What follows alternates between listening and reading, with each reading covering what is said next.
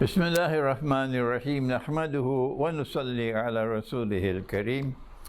I greet you on this the 13th day of the month of Safar of the year 1444. Don't ask me what date in September it is because I can't remember.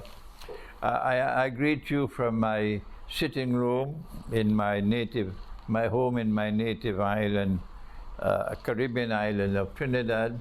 With Assalamu alaikum wa rahmatullahi wa barakatuh. And the title of this video is Pakistan's Moment of Need.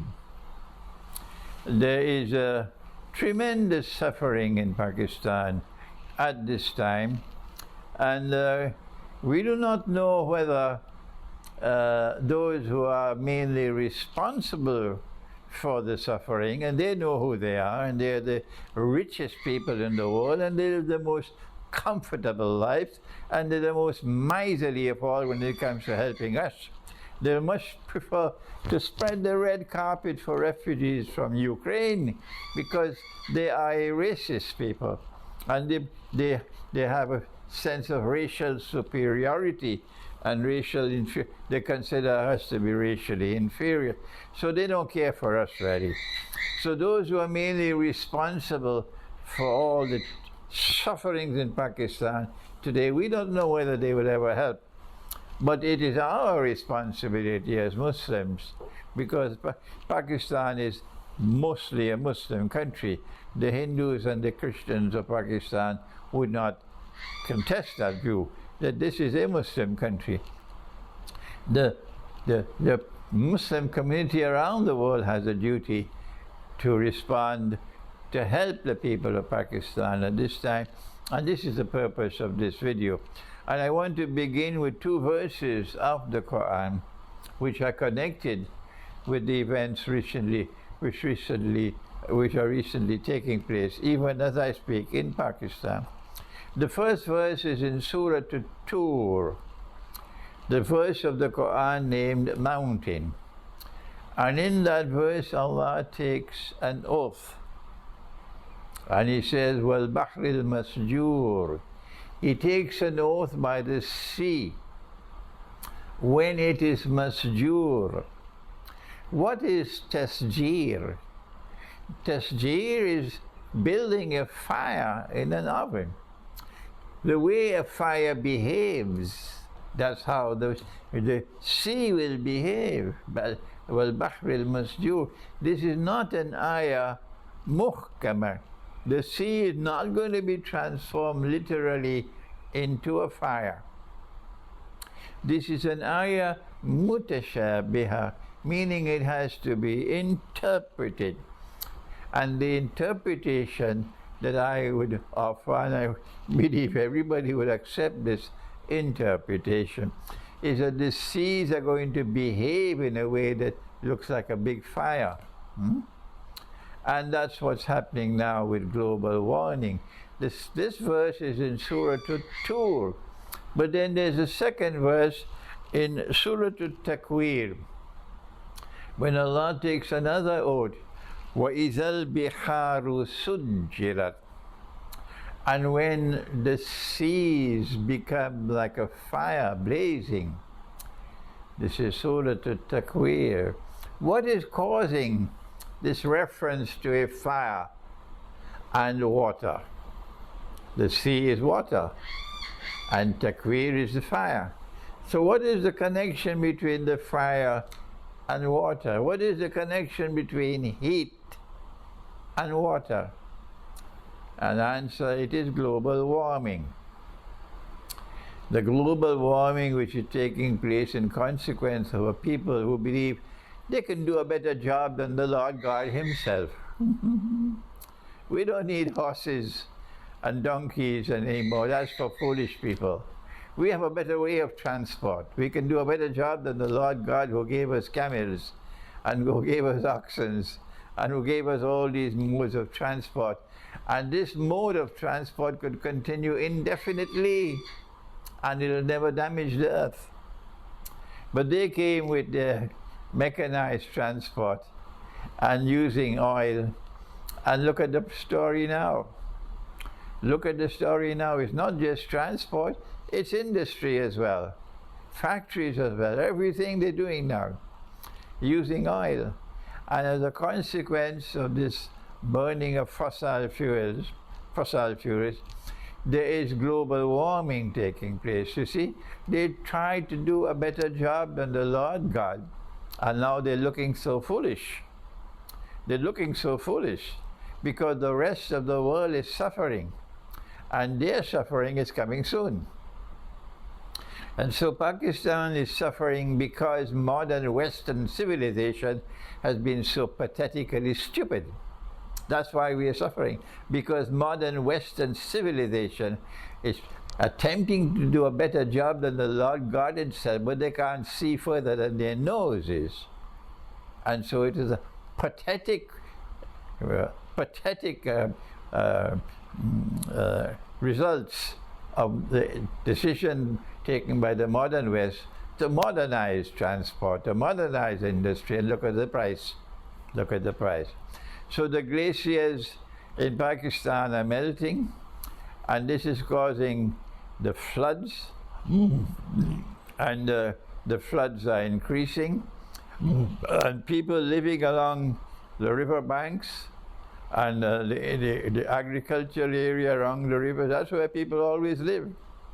Allah gave you the rivers for that. From the rivers you are able to irrigate land. So if they're living in these areas, that's precisely the areas which are now in danger. And from the verses of the Quran, our first message, we don't have to tell this message to Pakistan. They realize it already, that this is only the tip of the iceberg. The worst is yet to come, because every year that passes by, the melting will increase. The glaciers will be melting. And so you have to prepare yourself not just for what happened in 2010 and what is happening now, but for worse than this which is to come. And how do you respond to it?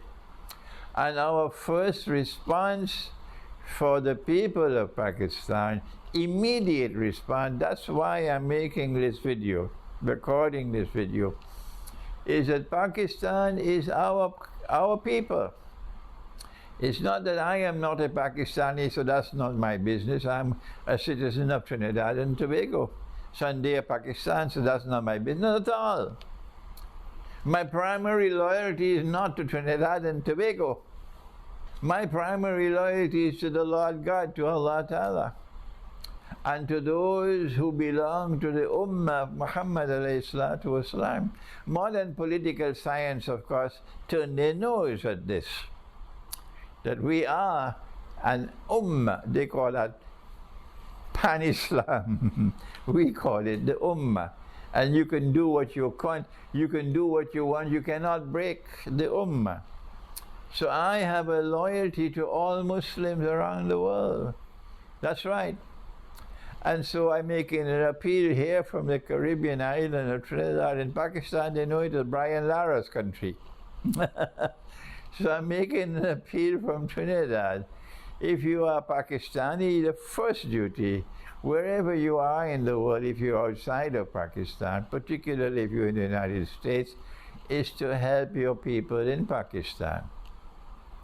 And the second people we address is all Muslims, wherever you are. You don't have to be Pakistani. To put your hand in your pocket and reach out to try to help everybody. Try to help those who are in Pakistan.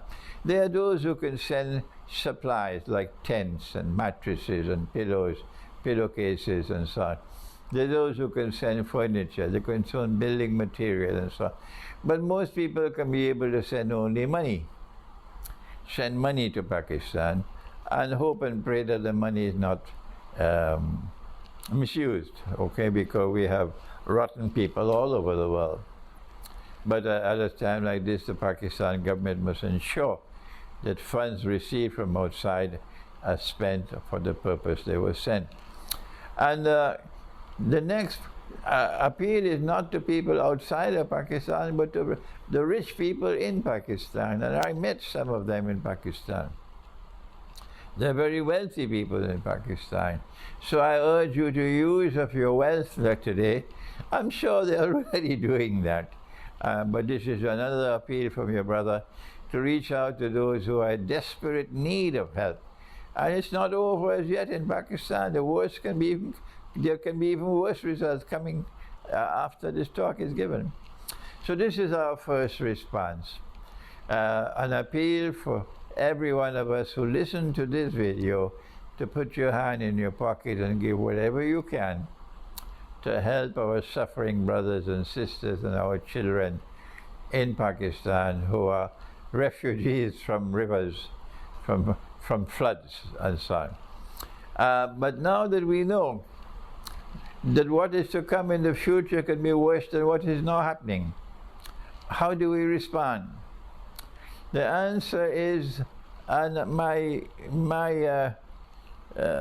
suggestion should be examined for what it's worth, is that people should refrain from building big houses in areas which are now prone to flooding or threatened to be flooded. So if the floods come and they wash away your house, it can be easily rebuilt. Don't put down a lot of money in building a very strong building that could stand up to the water. You're not stronger than the water. And the floods which are going to be coming are going to be stronger and stronger, more furious. The fire will be becoming bigger and bigger. So it makes sense to build simple houses which, when they are washed away, you can rebuild it.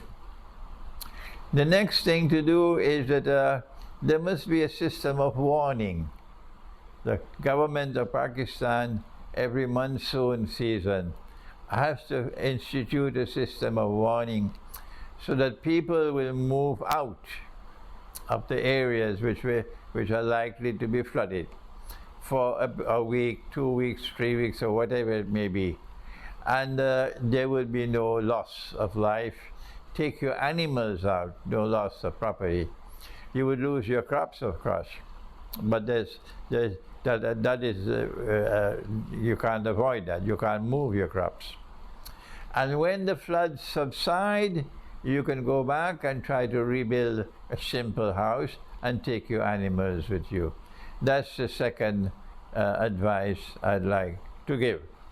The third is that you can stock up in advance of the kind of building material that is needed to be able to replace simple homes. If you stock that up in advance, then people who wish to donate can donate that kind of material, and you have an abundance of that material. So once the flood subsides, it's very easy to start rebuilding homes, because that's the first priority. The first priority after the floods have gone is a shelter, a place where you can live. This is what I am doing on this occasion, using these two verses of the Quran to warn that Allah has already taken an oath by this subject. وَإِذَا الْبِحَارُ سُجِّرَتْ, that the seas are going to become flooded and angry and therefore dangerous, and we must prepare for that day. In Pakistan, you have the greatest danger of all because of your glaciers, and so you have to do the greatest planning of all. Don't depend on those who are racist and who will spread out the red carpet for Ukraine and be very envious of giving you even breadcrumbs. Thank you. Wassalamu alaikum wa rahmatullahi wa barakatuh.